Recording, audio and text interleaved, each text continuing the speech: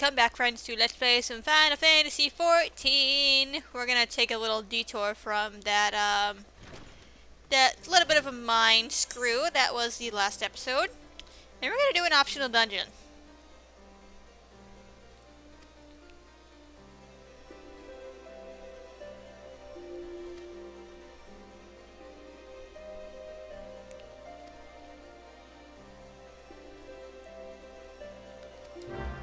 Okay. Alright.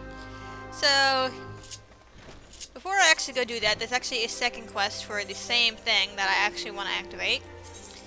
And I don't know if you guys remember, because it's by this time it's probably like 10 episodes ago, when Lord Hushfont, once we discovered the whole, I think it was sometime during the whole witchcraft trial thing, where we got tasked with contacting the other houses, two of which we'd already met with before, but there was the fourth house that he said, do not concern yourself with contacting, he'll do it himself.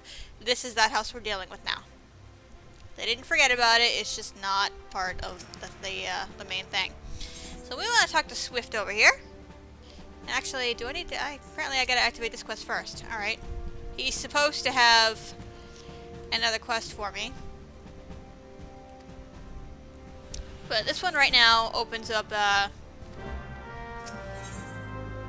Beast Tribe ones. Oh, I need to elevate my rank first. That would be why. Okay.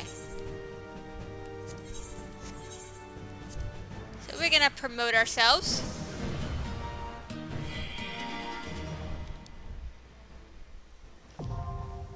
Hooray!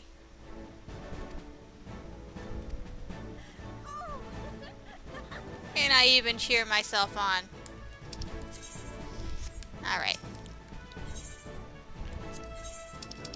So now we have a use for all this stuff.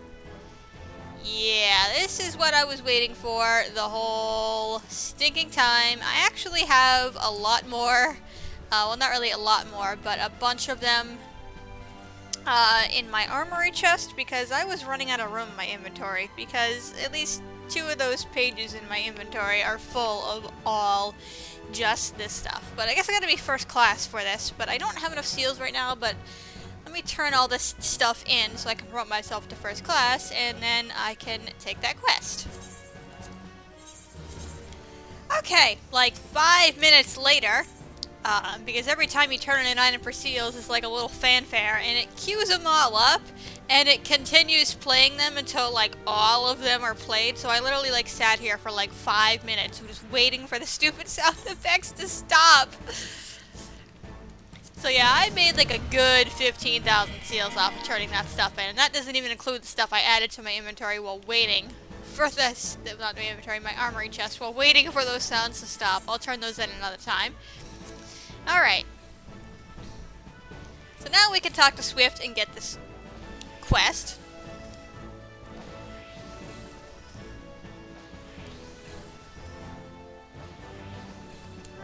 So pretty much it's for the exact same thing, which is why I am doing them both at once, because why not? That way I only, it does, if you only have to do the dungeon, if you get, if you have them both activated at once, actually I don't want to go to Kurthis, I want to actually go to Mordona.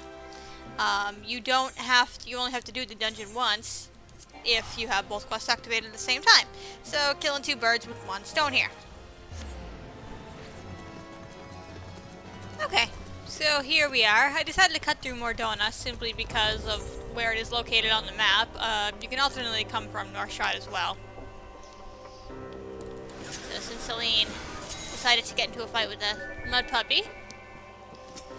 Hello!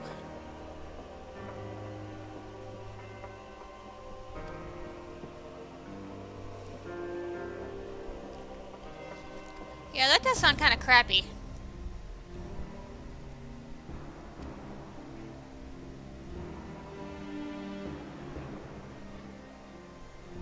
Very long. Oh, that must be a crappy lunch break. Oh look, new stuff! Hooray! And I even get a fancy new outfit.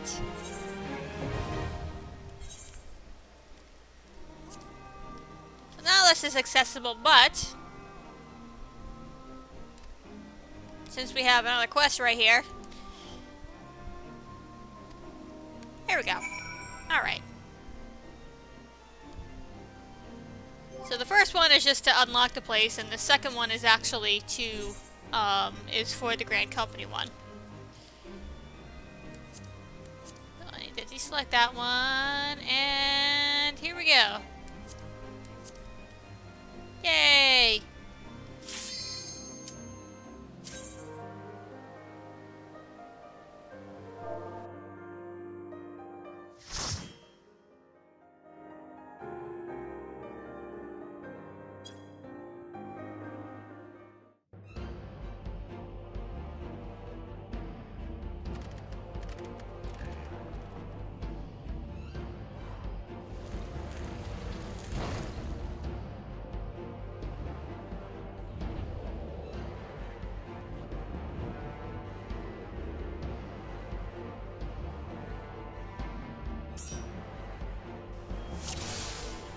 Alright, so welcome to Darkhold. Probably the most hated dungeon in the game for me. Why? Because it's long and there is almost nothing interesting in here. Like at least Brayflocks and Stone Vigil, even though they can be kind of long dungeons, at least serve a purpose built into the plot, and they're both kind of interesting. But here it's just a cave you're trying to rid Void Scent out of. And that's pretty much it.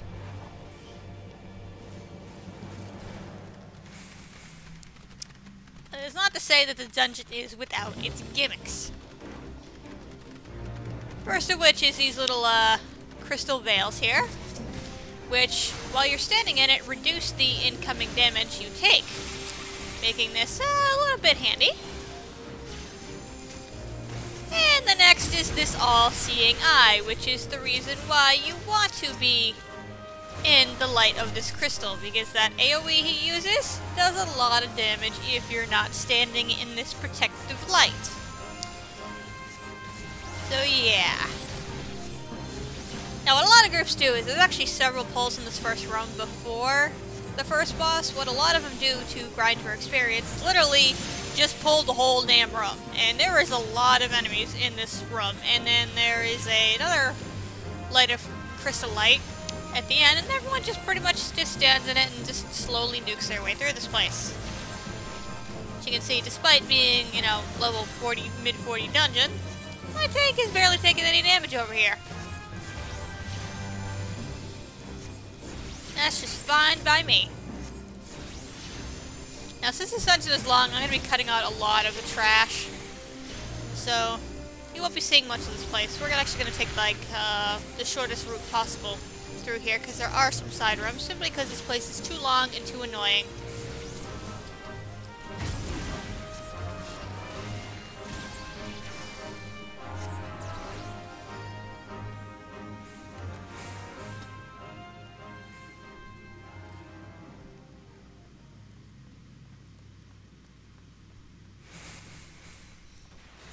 Now these little meters right here, if you stand in them, they activate a timer, and they are needed to open some of those doors. That one in particular is simply a side room, so we are not going to be dealing with that one.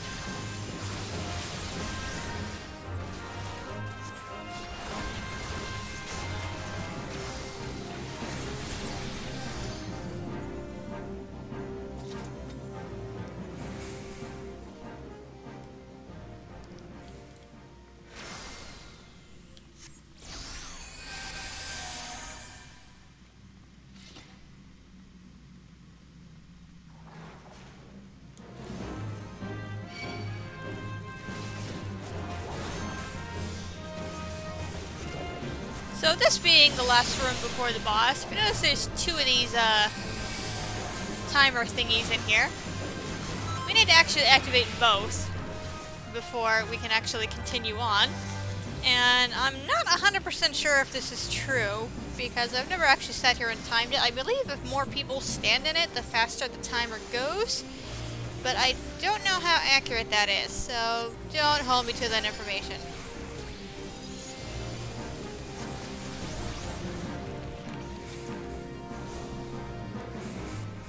So with that trash finally taken care of, we already activated the other timer terminal over here. And this actually opens this door. There's a little stone slab you can see sticking out that blocks it prior to that. And my cat wants to say hello. Hello, kitty. So our first boss here is the all-seeing eye, who, as my kitty wants to come and play with me, hello, does not like bright lights because he's only got one eyeball. Actually, I just made that part up, but he can only be damaged while he is within the light of the crystal. You actually get hints about this as he follows you around that first room, where he becomes invulnerable and non-invulnerable to attack, and he's only vulnerable when he's within the crystal light. So you can do all the damage you want to him, but if he's not in this light, nothing's gonna hurt him at all.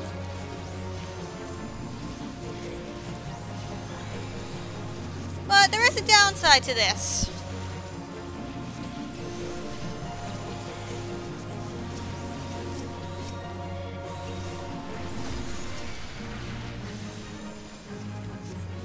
Crystal's light only lasts for so long.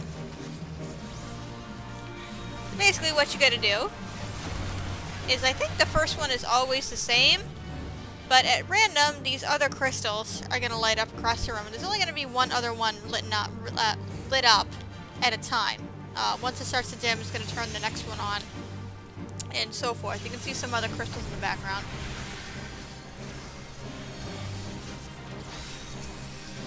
So basically when you see it start to dim, you gotta look around the room, find out where the next one is, and then run over to it while dealing with his mess of AoE and his lovely ads that he brings along. And my kitty really wants to play with me right now.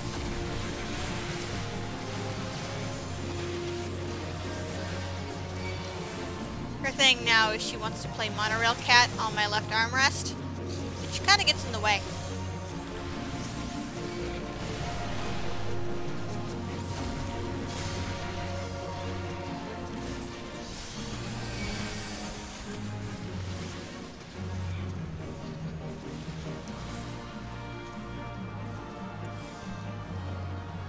Come, my friends, come.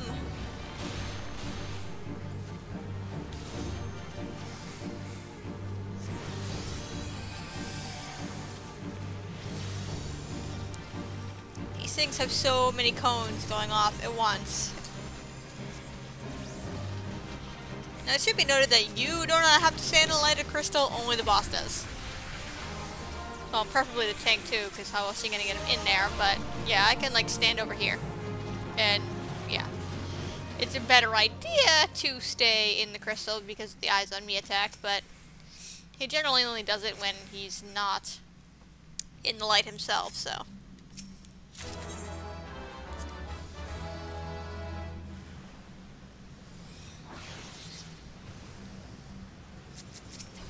So now we have a bit of a change of scenery here. This must be where they kind of stopped construction here. And we continue to see the theme of the dungeon involves corrupted crystals.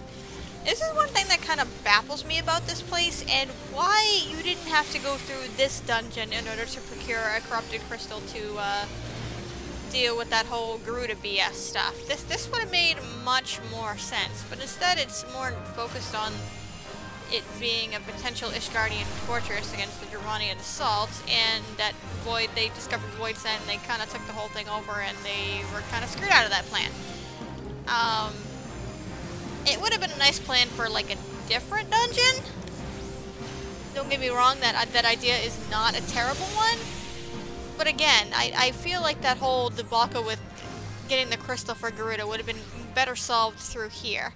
It would have meant you would have had 2 dungeons at 44, but granted, for as you're nearing the end of the Realm Reborn story like you are, that I don't think would have been entirely a downside. Now this part right here, you gotta be a little bit careful because you can fall down there. and the ads will follow you if you have pissed any of them off. And there's more of them down there, which might lead you, like, really kind of screwed. It's manageable, but if, say, like, your healer falls down there and your tank doesn't, or vice versa, that could turn into a problem. So you don't want to do that.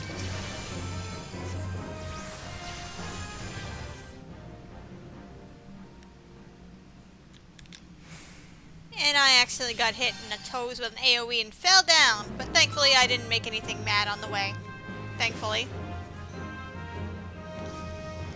So one thing that's really annoying about this place, and why I hate it so much, is there's a lot of ranged ads in here, and not really much room to, like, hold them and line of sight them to get them to group up with enemies while you're dealing with all these exploding crystals, which detonate when you get nearby them. Totally not cool. Some days you can manage it better than others, but that, and there's just so much trash. Look, even more of this. Like, really? Like, they really just got carried away with this, with me, honestly.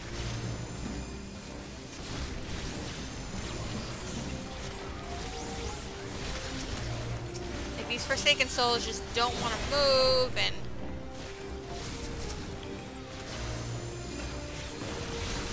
often you have to sit here and finagle the other trash around, and sometimes they don't want to move, and getting stuff positioned for melee is a pain in the butt, and I just don't like this place overall.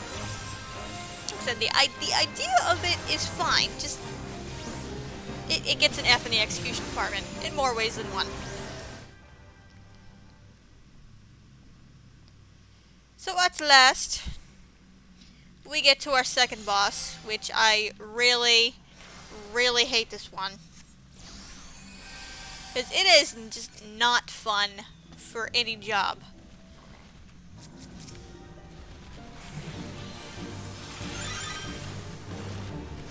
And you will see why very shortly.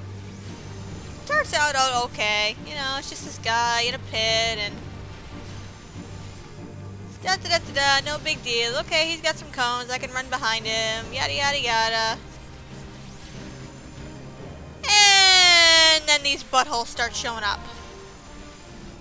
And now you have AoEs everywhere. For the entire duration of the fight. They're throwing fireballs at you, they're throwing rocks at you, you cannot stand in the same place for very long.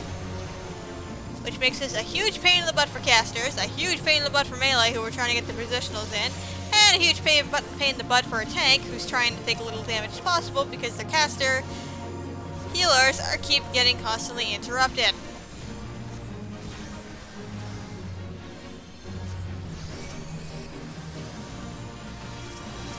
And don't get me wrong, the fight is not difficult otherwise, it's mostly just a tank and spake while you're sitting here playing dodgeball at the same time. Like, there's nothing really to pay attention to other than the AoE markers on the floor. But it's just frustrating and really annoying.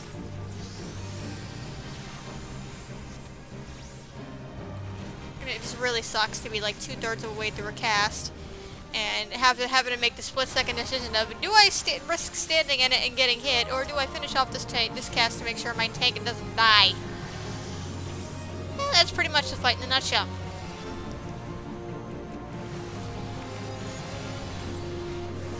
Then you have the issue with, unfortunately, the pet classes, and their pets don't follow you as quickly as you yourself move, so you have the problem of your pets all getting damaged, and it can just turn very frustrating really quickly. Now this room has a ton of trash, and more of these timers, 2 of them, both of which need to be activated to access this room that you can see with that little Magitech portal, similar to what we saw in Totorak ages and ages ago. Hooray! So, simple room, but it just takes forever.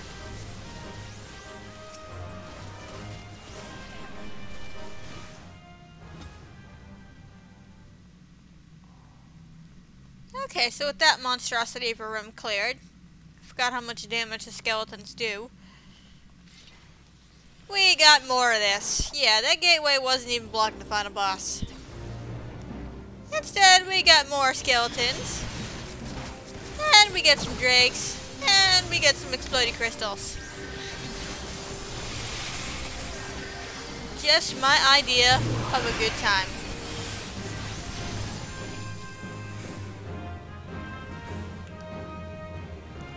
Hello, exploding crystals. You can't touch me. Ha ha. And finally,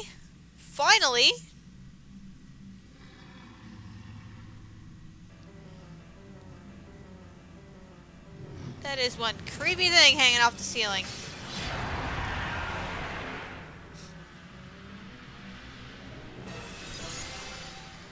So this right here is the creepy void scent. Awesome. No wonder even the Empire ran in terror from this place.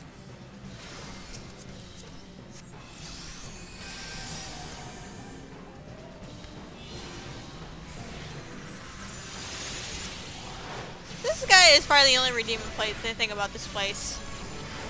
Because he's not annoying, he's actually kind of fun.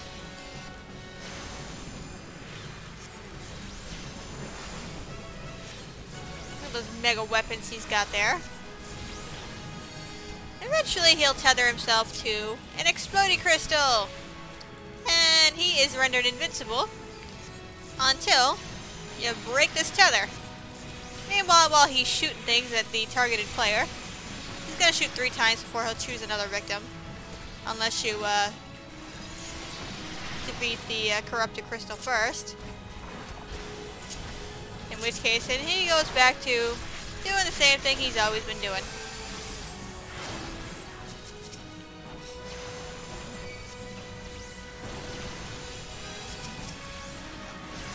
Actually, he's one of the earlier boss fights, actually, who, I don't know if he's the first, but, yeah, he's got AoE moves. So for once, I don't have to heal just the tank. Makes things a little bit more interesting.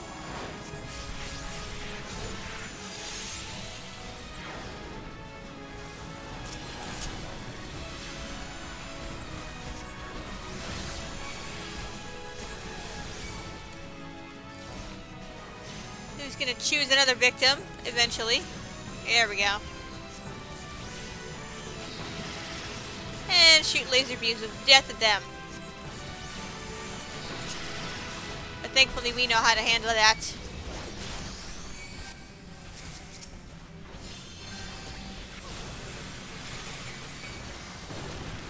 I'm actually still standing too close to him.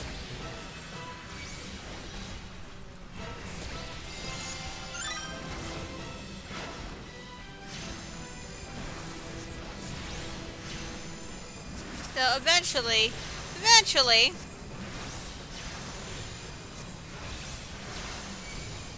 Nope, still not yet? Aw, dang it.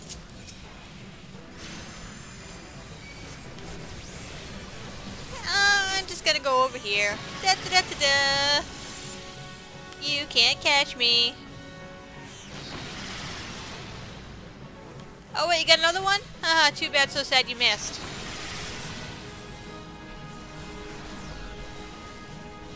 Okay. Now he's pissed off. And he's gonna knock it off with that corrupted crystal crap. Instead, he's gonna poop shit on the floor.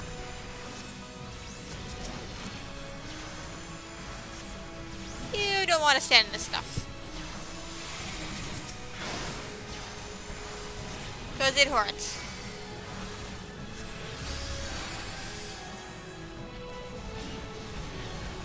And then he summons more.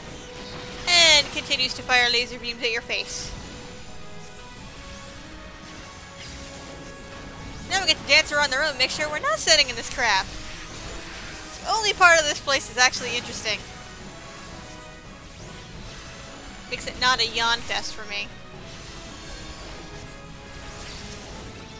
Like the rest of the time I can just sit here and like spam heals on the tank the whole time, and now I actually get to do something. Hooray! Your days are numbered. Go back to the void from whence you came.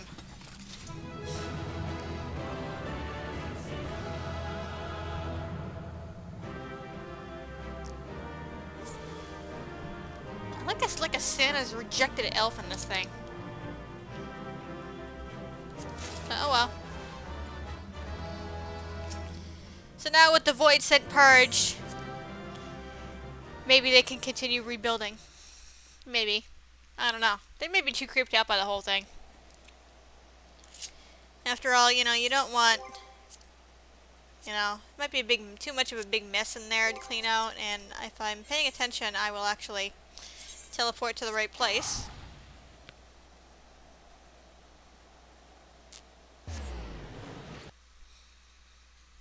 Because even if you complete building the place, how do you know another Void Scent isn't just going to come and take over again?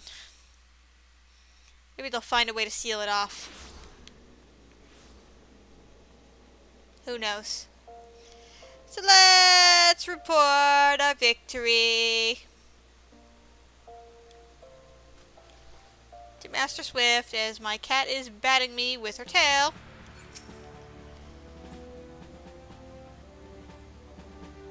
Hooray!